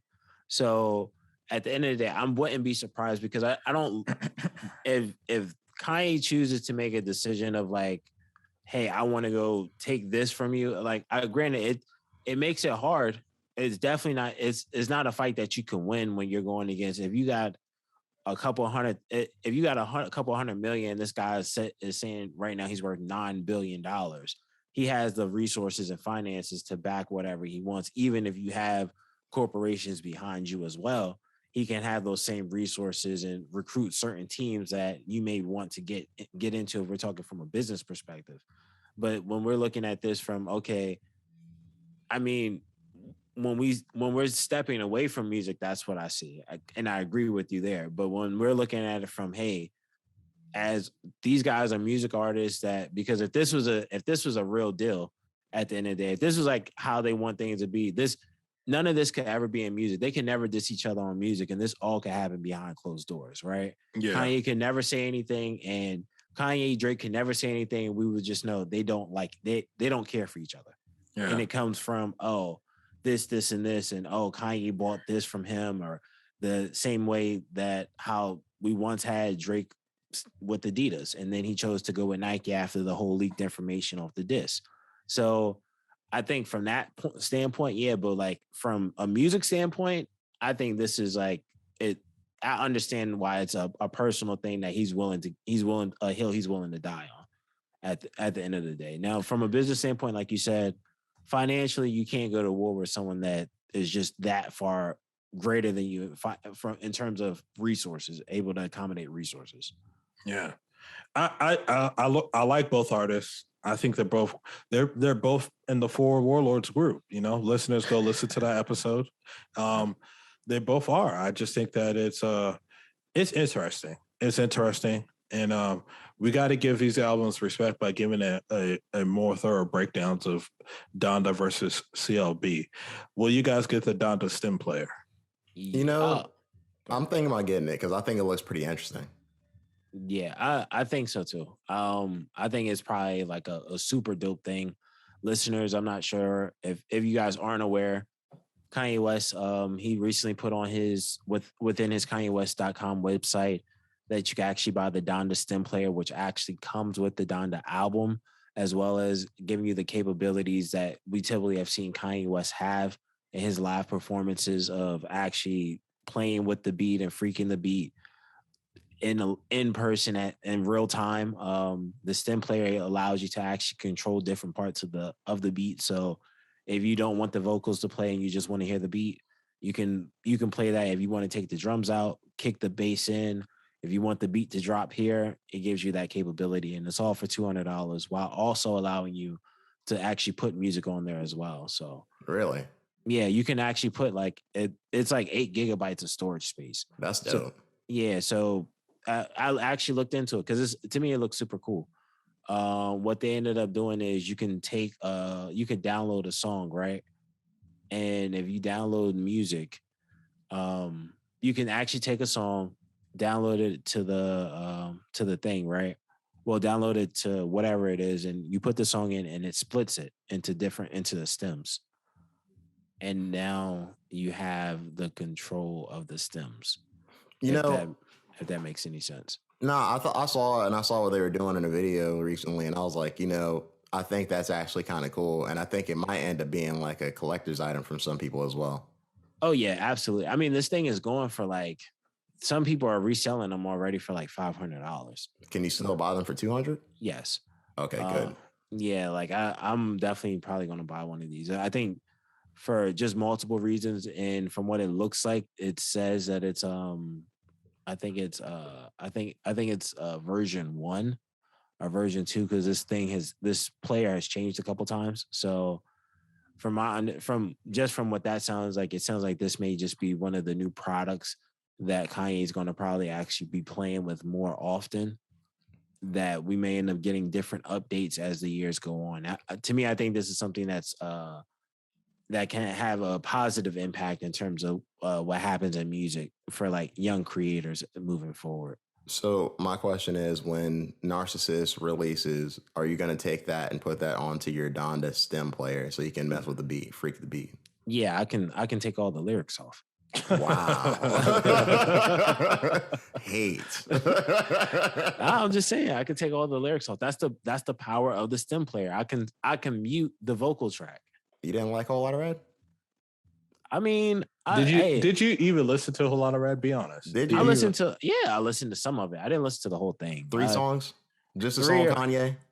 3, maybe 3 to 4 songs. It was a horrible album to me. You didn't give it a fair chance, man. You can't say it's a horrible album if you only listen to 3 to 4 songs, man. You can't. You should know that. You should know that. Horrible lot of rap, man. If did you love it? Did you like Whole Lot of Rap? I liked it. So I put it like this. I asked you, did you like it a lot? It grew on me. I'm gonna say that. Come on, man. It grew on me. It grew on me. That says no. When I listened to the album initially, no, I did not like it.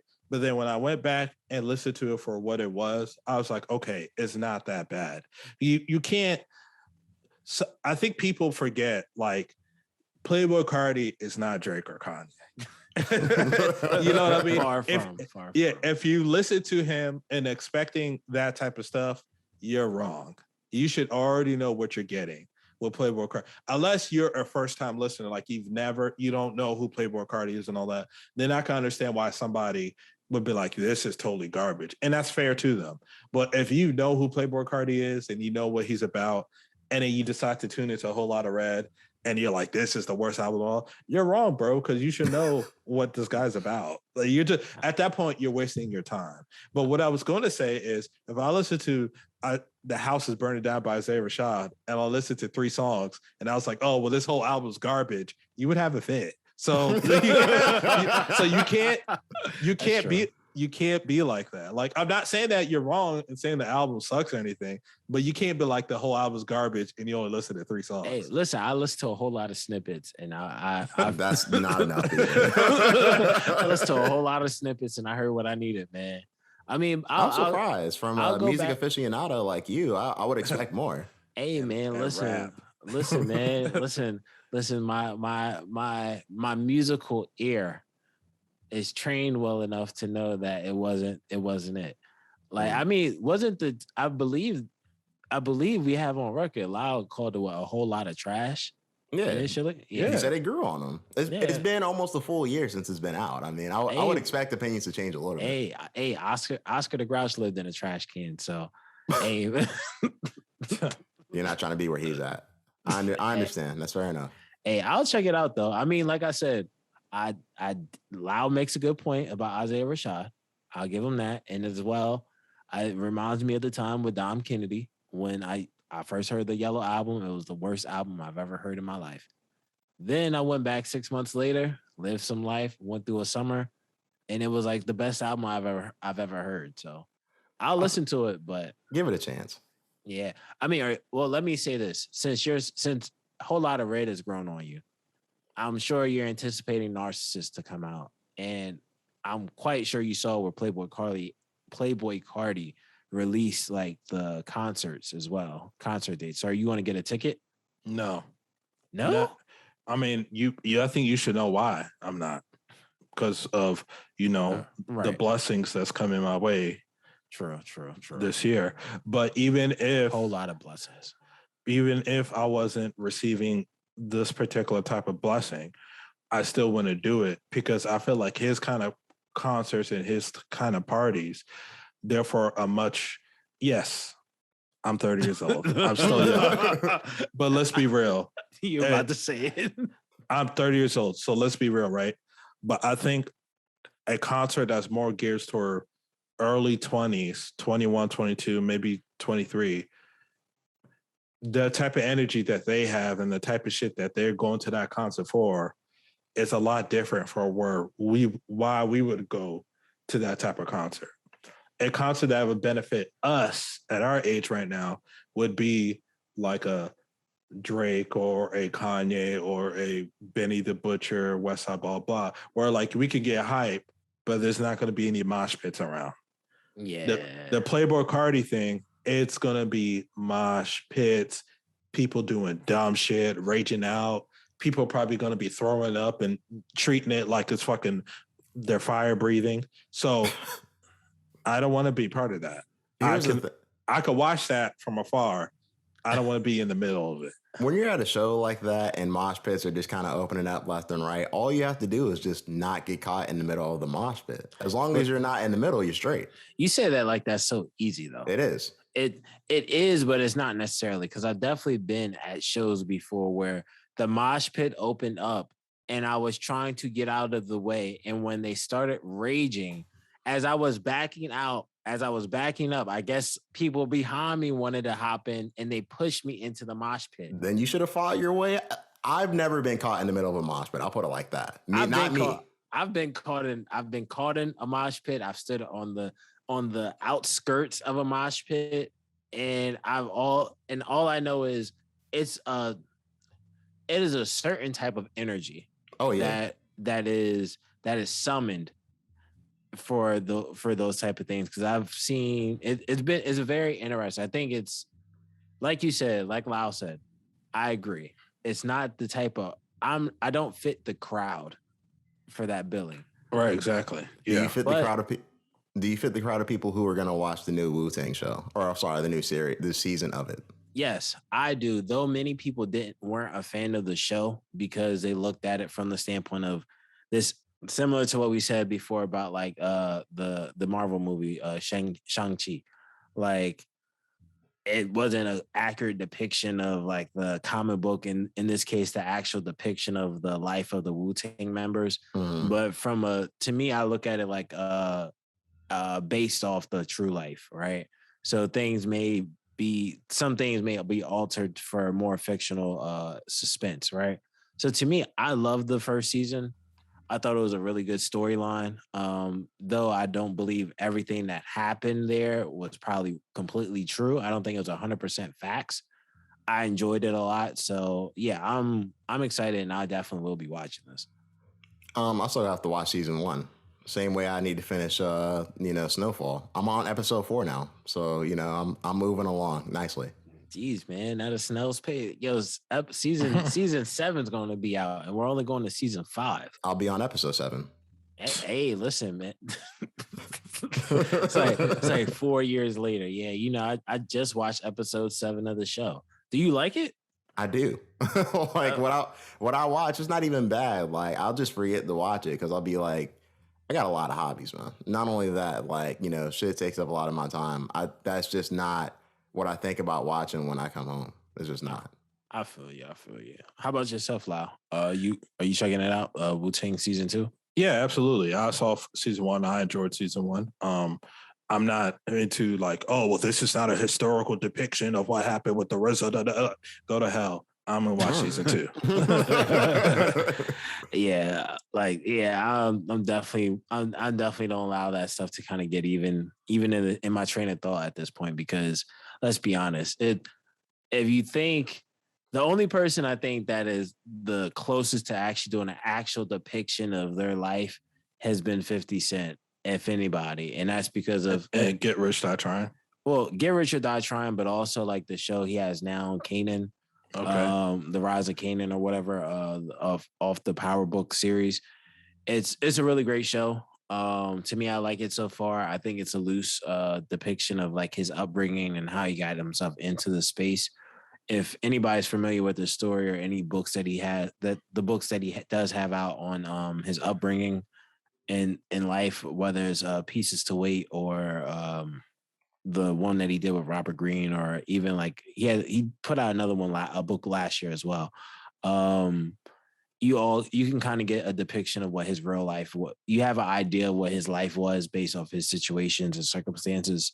And I feel like the show is loosely based off him because it's based off his character that he played off the childhood version of his character that he played off Power. So pretty dope show.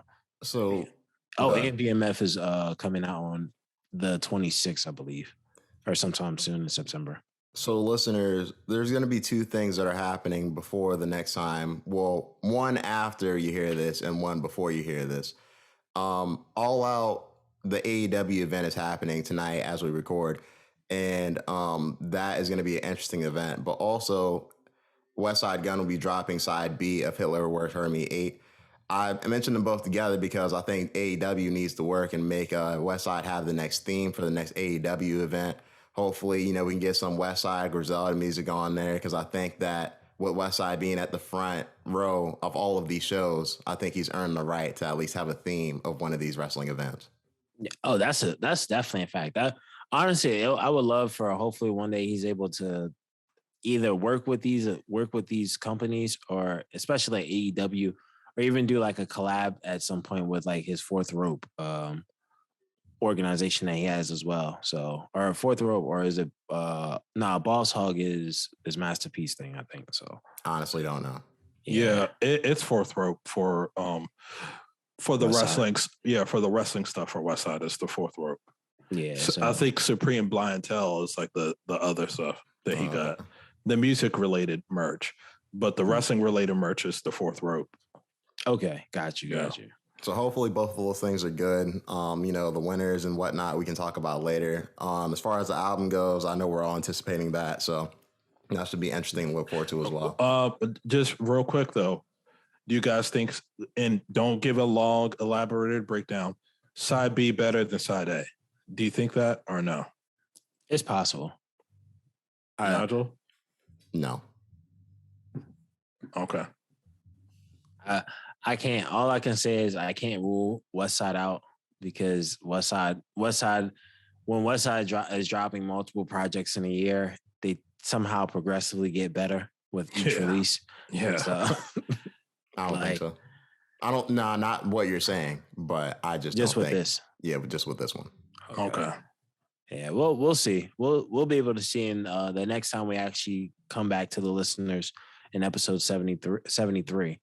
Yes. In episode 73, we'll be able to give you our actual opinion on what we think, which one is better. Donda or CLB, or you talk about Hitler vs. Hermes 8, side A and side B. Side A, side three, B. really. Well, yeah, Hitler vs. Hermes 8. I feel like Hitler whereas Hermes 8, side A and side B would be easier for us to let them know. But if we do get into it for Donda versus CLB as well, we will put that in the notes, so you can always go look in the info on the podcast episodes that we put out. So, and always never forget either, if you do want to listen to more of us, always follow us on. Well, actually, if you're listening to us, you probably want to see our faces, and if that's the case, you always can go on YouTube and watch and look up the Highly Advised podcast. Where we break down, where we show what you're listening to right now. We keep the full clip, but at the same time, we kind of put out segments throughout the week as well. So you're able to actually get whatever that little piece is that we're talking about that you want to hear right away. You can go and click right on it. But if not just there, if you want to hear our thoughts on like things that happen in pop culture as well as MMA and music, you can always follow us on Twitter to hear what we're thinking, which would be at the Advise Highly. Yes. If you want to see and keep up with the notifications that we do for the podcast in terms of when we're posting when episodes are coming out or anything that we have going on, I would suggest to follow the Instagram, which is the Highly Advised Podcast. So just want to put that out there for the listeners to make sure they do that. And always, like, comment, and subscribe on all platforms, whether it's the commenting on the Instagram post or commenting and subscribing on the YouTube. So just want to put that out there. Make sure you guys never forget that. You guys got anything else? No, man, you said everything. Listeners, I just want to say you guys, thank you so much for tuning into episode 72. 73 is on the way. As with each episode, we try to get better with each episode. So definitely look forward to that. And at the end of the day, y'all still broke. Free Sly out the rocking Hermes, kicking it like it's judo. That's probably one of my favorite parts of that whole album. All right, listeners, I don't have anything to say to y'all. You guys have been highly advised. We'll see you next week. You've been highly advised.